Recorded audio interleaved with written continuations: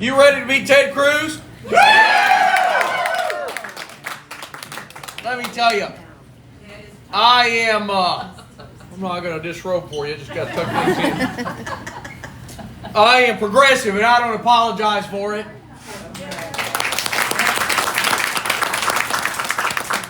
I'm not going to pander to a few folks on the other side of the aisle just so that we can get a few votes that we're not going to get from them.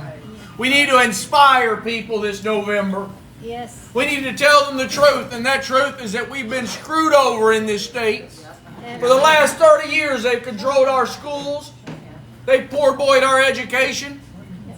They've screwed over our health care. Hell, if you're a rural Republican, we need to have a talk, because you've been screwed over worse than anybody else. No doctors to speak of, no hospitals, no nurses, no counselors. We've got a lot of work to do in this country. We've got a lot of work to do in this state, but it starts on March 5th when we become the nominee to beat Ted Cruz. All right. And it ends on November 5th when we kill him. We get rid of Ted Cruz, and he's gone. We send him to Cancun. Send him on a permanent vacation. Here's the deal, folks. If you would have asked me 21 months ago if I was going to run for the United States Senate, I would have told you were crazy. And the fact is, May 24th, 2022 just changed my world. It changed the world of all those parents that lost their children. And I'm not going to keep you there so long today, but we got to talk about it. We got to talk about it a little bit. On that day, I showed up to a civic center that night had called the Reunification Center. And I talked to law enforcement and first responders. I felt a little bit like a coward because I couldn't go up and hold those families that were huddled individually. Because I couldn't go up and hold those families that were huddled individually. All immediate families and their cousins and everybody else. Different pods of them just waiting. Because that night in that reunification center, they were waiting to find out that the DNA that they'd given matched whether their child lived or died. About the 10 o'clock hour, you started to hear wailing from those families. Guttural screams like you've never heard in your life. I swear to God. And every 10 minutes you'd hear that. And I didn't have the courage to say, hey, I'm your senator, it's going to be okay. Because we all knew that it wasn't going to be okay. And that went on until about the midnight hour. I drove home, got out there the next day, and the next day, and the next day, and I began to get to know those families. And at first they weren't too keen on talking to anyone. But I kept on talking to them, trying to figure out how we were going to get them state services. Services that never came. Victims' compensation funds that never came from the Attorney General's office. That's in that report last week. A governor that told him, tried to do his hero story, said it could have been worse. These heroes stepped in. Well, we all know that was all BS. We all know it was a lie. And last week, that report vindicated everything we've been telling them. Everything we've been telling them. And so during that time, I stayed there for 18 days until my wife said, you got to come home. You got to stop going there. We got to go out west. The place in my district that is my spiritual place. It's called Big Bend National Park. I love it because my phone doesn't work. So I took off out there and I went back to Uvalde after that trip, and I kept going back and back and back. And all those people are my friends, and they are my family. And we kept fighting for them, trying to find out what happened. I filed a lawsuit against the state of Texas to find out the truth. Find out what you now know last week, what they told us. I lost the lawsuit in court, sued DPS. But they said, Senator, we've told you all along you can see this. Just sign this non-disclosure agreement. Sign this piece of paper. So eventually I signed it. Said you can't tell anybody anything. I signed it. I got a hard drive as big as this phone. 2 terabytes of information. Body cam after body cam. And I've seen all of that horror. And I've seen all of that blood. More blood than I ever want to see in my life. And I've seen children that were mangled so badly beyond belief.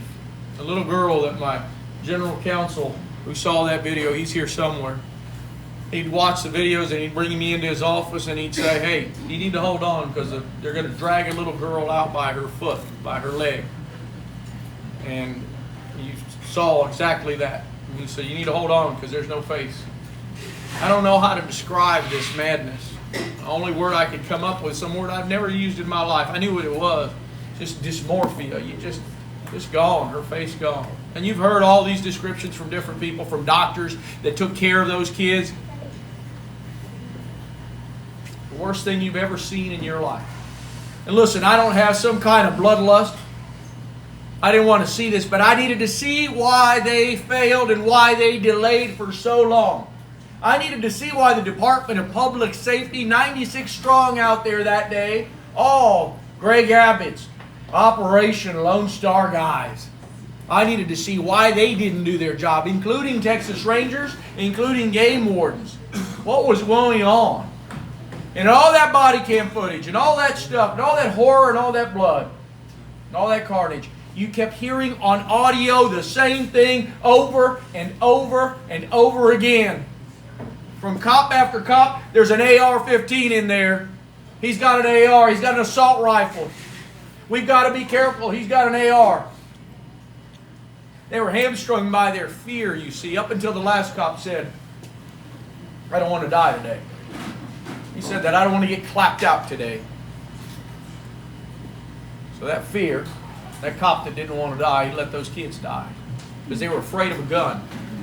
They were afraid of a gun. And look, I own lots of guns. I don't own an AR-15 and I don't need one. They were afraid of a gun and bullets that cause extreme damage.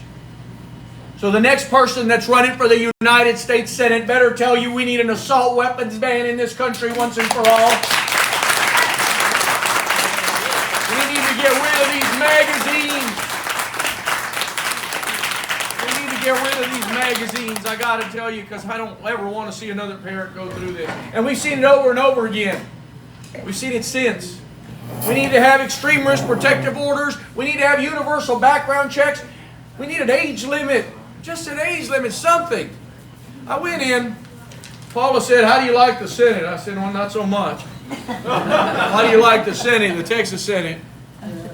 Fact is, I don't think Dan Patrick likes me in the Senate because I've given him a whole lot of hell.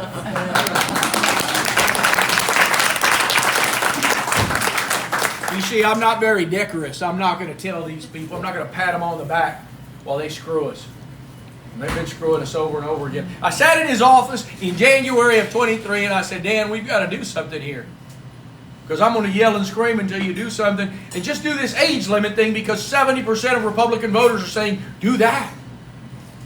How do we let an 18-year-old kid buy an AR-15, rounds of ammunition the next day, and pick up the next AR-15 and nobody knows, nobody thinks that's a significant event at the same small gun shop in the same small town. And by the way, I've seen those videos too. And you know what Dan told me? I tell him that story about that little girl that I just told you. And back then, I couldn't tell that story very well. I'd break down and cry. I'm better now. A lot better. Time does heal. Not for those parents. All they have to get used to is a duller sense of pain. But I'm better about it. And old Dan Patrick, in that moment, at the end of that hour after I cried, he puts his arm around me and says, Roland, you know there's a reason we don't look at the videos.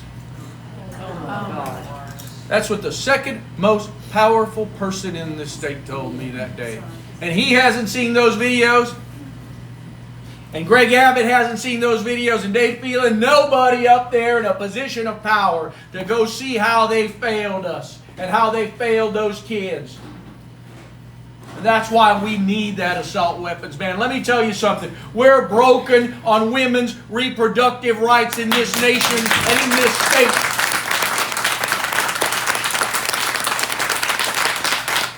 In one year of their crazy anti-abortion bills, we've seen mortality rates up for infants, 11%. We've seen women's mortality rates rise, and in the last few days we heard of a study that shows that 26,000 women have been raped here, have been forced. Can't go out and have an abortion with that fetus. And there we are. They've got to carry their rapist child all along because these animals made them do it. The governor said he was going to stop all the rapes in Texas. Yeah, he did, didn't he? Well, let me tell you, they want you in shackles, I promise you. They want you in shackles. One time I was, scared the hell out of me, really. I wasn't much of a Netflix follower back when it first came out. I didn't know what was going on. I was sitting in that room with Paula and with Lon, and I hadn't seen this show. And I see these women walk around the whole gallery with these red capes. You remember that? I asked Lon, and I said, "What the hell's that?" And he said, "I don't know." And I went home, talked to my wife. She says, "That's that Netflix show. That's the one I've been watching, The Handmaid's Tale." That's where they want you. That's where these Republican men want you. That's where we're headed with these people. They don't give a damn about women. Want to shoot people in a river. That's what our governor said last week. They don't give a damn about people. My wife said I can't curse, so I'm going to try not to. We're broken on health care in this country. Let me tell you right now, we need Medicare for all that want it. It is a basic human right. This is not some, left-wing show. It's humanity. And just like guns is a unique problem, that gun violence is unique, so is this. Bernie Sanders was right. We saved $30 trillion, by the way, doing this in the next 10 years, if we did this. But Pete Buttigieg said, "Hey, if you want your private pay insurance, go ahead. The rest of us will be on this other stuff." They were right, you see. We're broken on this issue, and it's unique to this country. If you go to Australia, they have a single-payer system. Japan, Sweden, Germany, Spain, France, you name it, the list goes on. But we've got Washington politicians on both sides of this aisle stuck in the pockets of deep insurance companies. And we must stop this madness. We're broken on college affordability. Let me go back to this healthcare thing. Hold on, we're going to get to college in a second. This is not just a healthcare piece, it's an economic piece. We have the average family of four in Texas makes $48,000 a year. That's $20,000 less than the national average. Imagine that. And because, well, I'm sorry, I don't know if my wife's going to see this or not. Because of that asshole Greg Abbott, he won't do Medicaid expansion. And Ted Cruz says, screw him. That's what he says. And so if we're not giving those working class families insurance, if we're not doing that, it's coming out of their pocket. 25% of their net resources going to out-of-pocket health care costs. Ted Cruz's plan is don't get sick. Ted Cruz's plan is if you get cancer, too bad. We all deserve the same kind of health care that Ted Cruz gets, that every member of Congress gets, once and for all, period.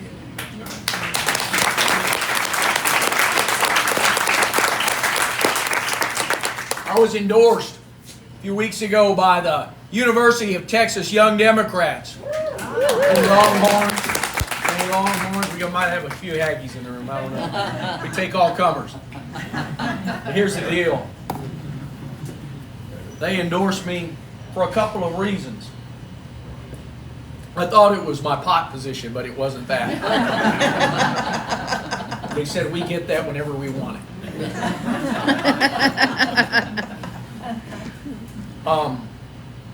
They said we appreciate what you did in Uvalde and how you brought that issue and you kept talking about it and you kept fighting. They said, and this next issue is tough and it's tough to put a position on it and you might upset some people, but you did it and you came out for a ceasefire because it was just and right. Because in the Middle East it's a mess. It's a quagmire because Benjamin Netanyahu is not Yitzhak Rabin. He is not Shimon Peres. He's baby Donald Trump. I promise you he is. Yeah, he is. And we've got this country. Yes, that's all right. This country, we've got to figure this out. Because we have to make sure that powder keg that can be the Middle East needs to find peace. Just like Bill Clinton almost got us there. We have to exhaust ourselves and spend ourselves on finding that peace. Go after terrorists, that's fine, in a police-like manner, absolutely. But you don't bring justice by bombing women and children with impunity. We have to stop war at all costs whenever we can, I promise you.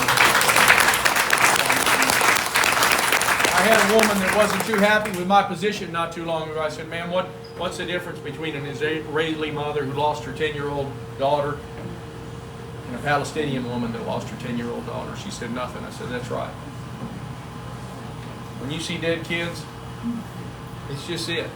It's just death and destruction and finality. And nothing should stop us from exhausting ourselves to find peace across the world. The world." And so when I talked to these kids about that, they said, "Well, there's that." But they said, I told them this last piece. I said, "We need to talk about how you're going to really, truly live the promise of the middle class and beyond. How you're going to have a chance." And I said, "We're going to talk about a tax credit. Every year that you get out, whatever you pay to your debt, you're going to have a tax credit. That way you pay a net zero. And we'll fix this thing in our economy." Yes, ma'am, you can pay it. You can clap. Let me tell you how this works. And you say, "Well, Roland, we're not going to get any taxes." But that kid's now going to buy a car or a townhome or a home. And they're going to be able to live the promise. And they scratched their heads and they said, "Come on, that's just you're telling us what we want to hear." I said, "No, really, when I was in college, it was $1,200 a semester." I said, "You're paying $12,000 a semester." And then I'd look over at someone like Lon Vernon that's a little older than me, and I said, when he was in college, it was $300 a semester. $50, she says. $50. $150. Imagine all of that. So you see, the solutions and the problems are right there in front of us. But we've got to talk about this primary a little bit. Yeah, they're all nice people, I get it. But we've got to talk about it a little bit, because we didn't talk about the burning issue that we hear every night on Fox News and really, quite frankly, everywhere on TV now. The burning issue of the other side, the people on the other side of this aisle, because they want to remind us of this every day. The invading horde that's coming to kill us all. We hear it every night. Right? Never mind the fact that they're in the kitchen cooking our food right now. They're in the fields. They're putting roofs on. Never mind all of that. Never mind that hypocrisy. But let's talk about it for a second. If you go to RolandForTexas.com, I didn't tell you all this. I am the son of immigrants. My father came here on a Bracero visa in 1950. I represent 370 some odd miles of this border, including Eagle Pass, Texas, where Greg Abbott's got his movie set going. And I'm an immigration lawyer. So go to Roland for Texas and you'll see my 5-point plan on how we fix this. We get rid of H-2As and H-2Bs because my farmer and rancher clients, they want a functioning worker visa. Because this one doesn't work. They want the workers, but the visa doesn't work. Tells a farmer tells the workers they got to go back every 10 months. That doesn't work for modern farming or seasonal work. And so we need a country of origin program where you apply in Guatemala or Nicaragua or wherever. You go to the consulate. You go get a job at the Department of Labor kiosk in processing meat on the C shift in Omaha, Nebraska, or wherever. You get background check, and just like the H-2As that don't work very well, your new employer will be happy to pay for that bus fare to get you up there. And just so you think they don't want the employees, I promise you, every economist will tell you we have 30 million jobs that Americans don't want in this country that we can fill. And you could see the report on the news 2 weeks ago where you have meat processing plants hiring 14-year-olds from Venezuela. That's just wrong. That's just wrong. So Mr. Johnson thinks it's our job to pop out to children to fill that gap. That's right. That's right. And so here's the thing on this. We need comprehensive immigration reform in this country once and for all.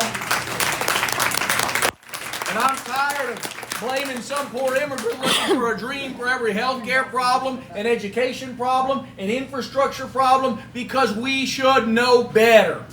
We should know better. But here's the rub right now. You've got a guy that's running against me here, your neighbor here in Dallas. And he's a nice fella, I suppose. Last week he signed a resolution with 14 other Democrats, not exactly what I'd call bipartisanship. He signed a resolution, and I want you to go find this GOP open borders resolution, because it's a whole bunch of lies.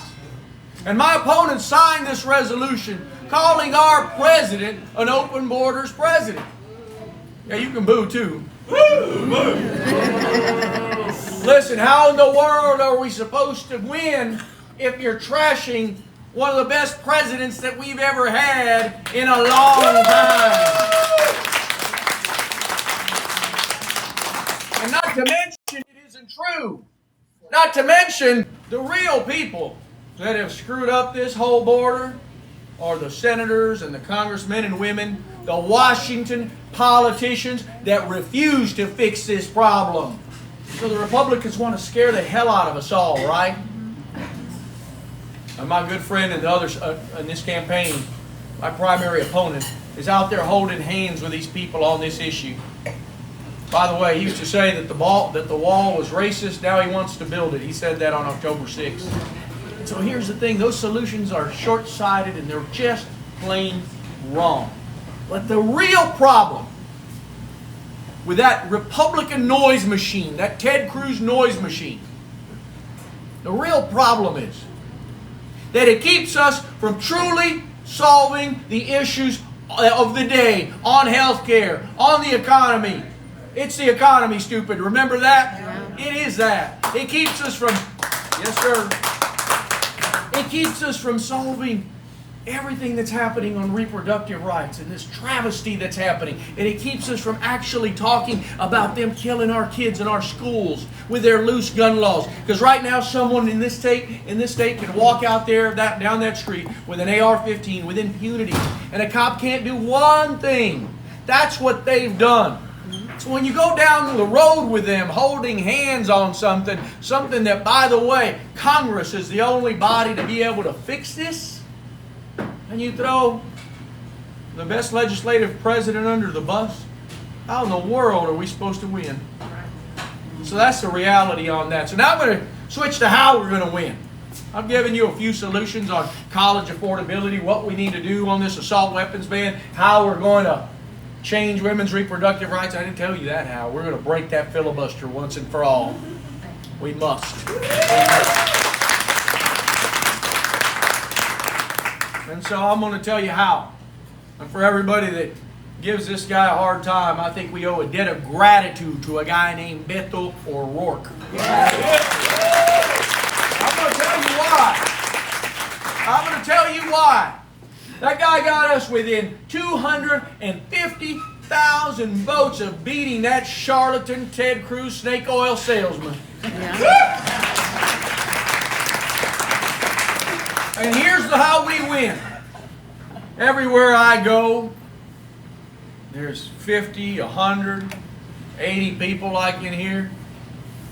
Across this state, there's 500,000 diehards just like you and me.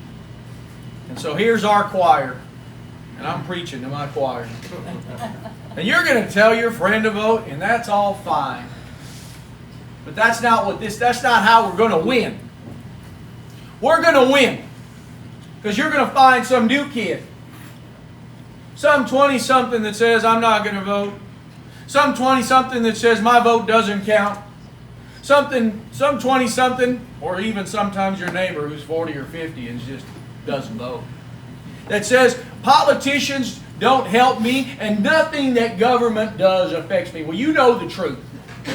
And when you talk to these people till you're blue in the face, and they finally, by the way, my opponent in this primary, he said to the Houston Chronicle, I'm not here to turn Texas blue. Well, I don't know what's so good about it being all red. So here's the deal. When you tell that kid and you drag him down there to vote, And if it's your child or your grandchild or your niece or your nephew or somebody, you have some control of their resources. You do what I do, and you take their phone away, and I promise you, they will comply with whatever you say. Man, at home, this is better than any spanking. Please, Dad, don't take my phone. They literally cry. They literally cry. And so here's the deal.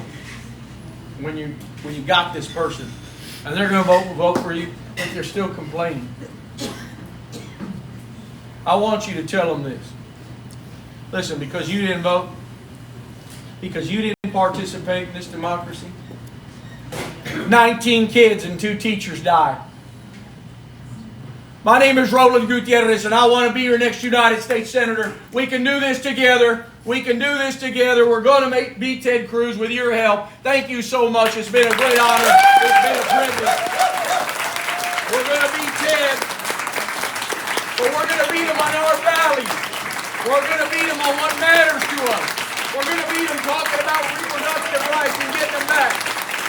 We're going to beat them on everything that matters to us as Democrats and as human beings. Because we've got to do so much more. I want to thank you so much. It's been an honor and a privilege. Thank you to everybody that hosted this thing. If anybody has any questions, we'd be glad to answer them.